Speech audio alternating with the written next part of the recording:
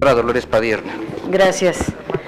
En primer lugar, yo quiero felicitar el trabajo de las juntas directivas, de las comisiones dictaminadoras, porque este tema es uno de los grandes temas que estaban pendientes en la agenda nacional y que por fin ustedes toman cartas en el asunto, y es loable y es indispensable reconocer el trabajo por la pertinencia del tema, pero también por la gravedad del tema.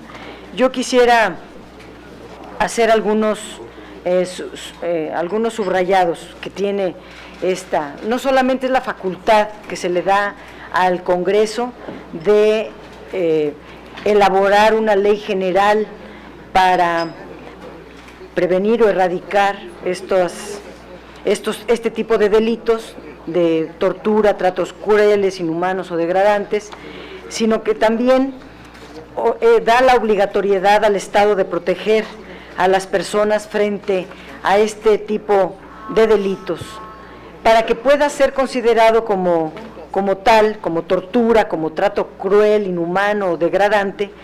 Pues por un lado, y ese es el gran avance, sí tiene que, pues el dolor o el sufrimiento tiene que ser causado con la instigación, con el consentimiento, con la anuencia del servidor público, pero también ahora se agrega por otras personas actuando de esa manera.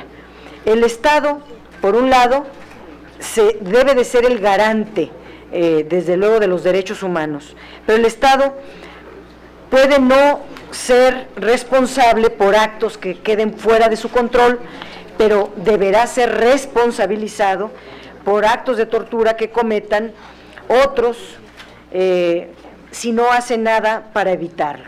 Hay también, como lo decía la senadora, una obligación internacional para los estados de tomar medidas específicas y generales para evitar la comisión de este tipo de delitos. Entonces, por su importancia, por su gravedad y porque en México este problema se ha venido agravando, yo quisiera señalar nada más 4 datos. La Comisión Nacional de Derechos Humanos informó que el número de denuncias o quejas interpuestas por presuntos actos de tortura en el año 2014 alcanzó 1,505, aumentando en 600% con respecto al año 2003, cuando se habían registrado 219 casos. O bien el dato de Amnistía Internacional, donde dice que existe entre la población un enorme temor de sufrir tortura, que el 64% de mexicanas y mexicanos tienen miedo de sufrir tortura al ser detenidos por elementos que supuestamente están para impartir justicia. Lo más grave, nos informa también este documento, que quienes aplican la tortura, quienes cometen este delito, gozan de una impunidad casi total.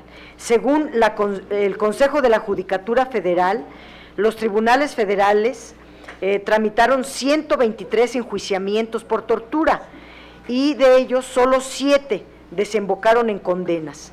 Lo mismo dice el Consejo de la Judicatura, que fueron presentados 3,750 peticiones de amparo que solicitaban estas personas frente a, pidiendo la protección frente a la tortura. Y el propio Consejo dice que se desconoce a cuánto se les concedió esta protección. Por otro lado, y con eso termino, la Suprema Corte de Justicia elaboró, publicó un protocolo de actuación ante quienes denuncien actos de tortura, tratos crueles, degradantes o inhumanos, ante el Poder Judicial. Este protocolo responde a la gravedad y a la falta de la investigación adecuada y de una sanción a tiempo. Entonces, finalmente están las obligaciones internacionales que ha adoptado México en esta materia, el Pacto Internacional de Derechos Civiles y Políticos, la Convención de Naciones Unidas contra la Tortura, el Protocolo Facultativo y la Convención Interamericana para prevenir y sancionar la tortura. Todo esto obliga al Poder Legislativo a actuar conforme a estas responsabilidades internacionales, trabajar una legislación con una visión protectora y garantista, que es justamente la que tenemos enfrente para dictaminar, por lo cual hay que felicitar el trabajo de las comisiones dictaminadoras. Es cuanto.